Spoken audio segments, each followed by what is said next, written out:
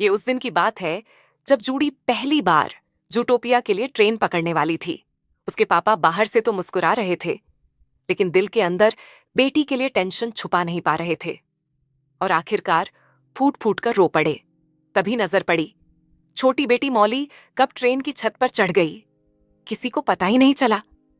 जल्दी में फैमिली से अलविदा कहा और पति पत्नी दोनों अपनी गाड़ी लेकर ट्रेन के पीछे निकल पड़े। वक्त कम था पर उम्मीद बाकी। इसी बीच मॉम ने बिना किसी हिचकिचाहट के बिजली की तारों से सीधे छेड़छाड़ की और किसी तरह कार का इंजन फिर से चालू कर दिया। उधर ट्रेन में मॉली जूडी के रास्ते पर चलने की कोशिश कर रही थी, लेकिन एक मिस स्टेप से सीधे ट्रेन के अंदर गिर पड़ी। और वहीं से शुरू हुई उसकी एक थ्रिलिंग एडवेंचर जर्नी।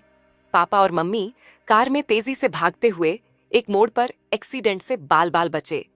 गाड़ी जंगल में घुस गई। ऊबड़ खाबड़ रास्ते ने पापा का फोन भी गाड़ी से बाहर फेंक दिया। एक फार्म टूल की मदद से पापा किसी तरह ट्रेन की छत पर चढ़ गए, लेकिन तभी आ गया एक टनल, जान पर बनाई। किसी तरह बचते बचाते वो ट्रेन के साथ आगे बढ़े। पहले गरम रेतीले डेजर्ट जोन से गुजरे, फिर पहुंचे बर्फीली हवाओं वाले आर्कटिक रीजन में। ये थी आइस एंड फायर की जर्नी। फिर ट्रेन पहुंची एक रेन फॉरेस्ट में, जहां मूसलधार बारिश हो रही थी। जूडी अपने हेडफोन लगाए बैठी थी। उसे अपने पापा की आवाज तक सुनाई नहीं दी। तभी पापा ट्रेन से गिर पड़े और गजब का टाइमिंग था, नीचे मम्मी की गाड़ी में धड़ाम से गिर गए। आखिरकार ट्रेन पहुंची जूटोपिया स्टेशन। जैसे ही मॉली स्टेशन से बाहर आने वाली थी, मम्मी ने झट से दिमाग लगाया। एकदम स्प्रिंग की तरह गाड़ी का बोनट उछाल दिया और पापा पूरे इंजन कवर के साथ हवा में उड़ते हुए सीधे स्टेशन के अंदर पहुंचे। पापा मम्मी की नजदीकियों में जैसे सीन को थोड़ी राहत मिली, लेकिन मॉली कब दोबारा ट्रेन की छत पर चढ़ गई किसी को पता नहीं चला। और अब एक और सेव मॉली मिशन शुरू होने वाला था।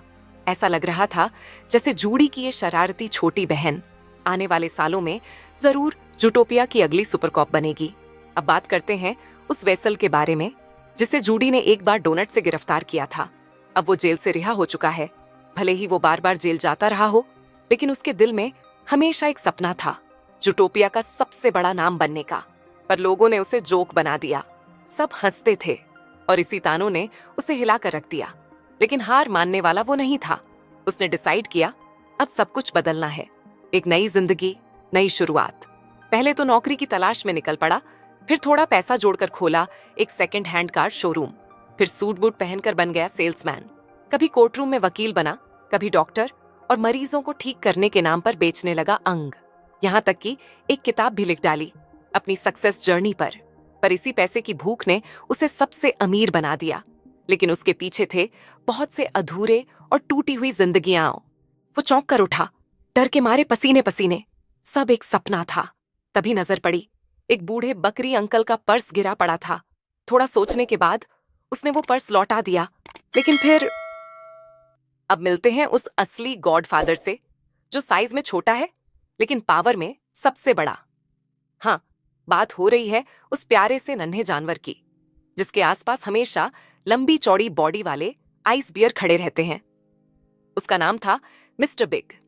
उसकी जर्नी कोई आसान नहीं थी। अपनी दादी के साथ जूटोपिया आया था नई जिंदगी की तलाश में, लेकिन यहां हर कोई उससे साइज में बड़ा था। छोटे जानवरों की कोई जगह नहीं थी। पर दादी के ट्रेडिशनल रेसिपी से उन्होंने खोली एक छोटी सी बेकरी। वो खुद डिलीवरी बॉय बना। सड़क पार करना, बेकरी तक सामान पहुंचाना, हर एक स्टेप किसी मिशन से कम नहीं था। कई बार गुंडे उसकी ब्रेड कुचल देते, कई बार दिन भर की मेहनत बेकार चली जाती। दादी हमेशा कहती, दिल का साइज बॉडी से बड़ा होना चाहिए बेटा। एक दिन दादी ने गिफ्ट दिया, एक छोटा ट्राईसाइकिल। बस वही था उसके कॉन्फिडेंस का टर्निंग पॉइंट। अब वो रोज सड़कों पर निकलता, टाइम से डिलीवरी करता, लोगों का भरोसा जीतता। धीरे धीरे उसका बिजनेस बड़ा होता गया। लेकिन वो सिर्फ बेकरी तक सीमित नहीं रहना चाहता था। वो बनना चाहता था एक लीजेंड। उसने आसपास के सभी जानवरों से रिलेशन बनाना शुरू किया और तभी उसे मिला एक मौका। आइस बियर फैमिली की मदद कर उनका दिल जीत लिया। उनके बेटे की मदद से उसने पहला बड़ा इन्वेस्टमेंट हासिल किया। अब उसकी बेकरी बड़ी हो चुकी थी और कस्टमर भी छोटे जानवर नहीं, बड़े बड़े क्लाइंट बनने लगे। लेकिन एक दिन आया, एक राइनो गैंग ने उसका ट्राइसाइकिल तोड़ डाला और सारी कमाई लूट ली। अब बस बहुत हो चुका था। राइनो ने उसे कुचलने की कोशिश की, लेकिन उसकी चपलता ने जान बचा ली।